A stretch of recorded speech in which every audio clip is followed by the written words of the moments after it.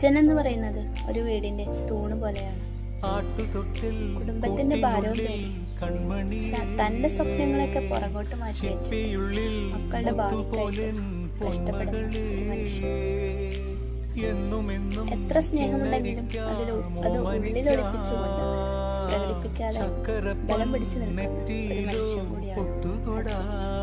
ഈ വീഡിയോ കണ്ടു. നീ പകരും പുഞ്ചിരികൾ കണ്ടു നിന്നാൽ നൂറഴക്, നീ പിടഞ്ഞാൽ എന്നുയിരിൽ പുരിരുള്,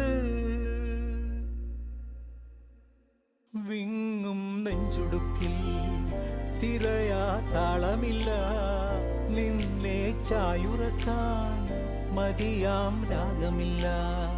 ഞാനാം പൂമരത്തിൽ വളരും കുഞ്ഞുമൊട്ടെ, മെല്ലെ പൂവിടു നീ വസന്തം കാത്തിരി.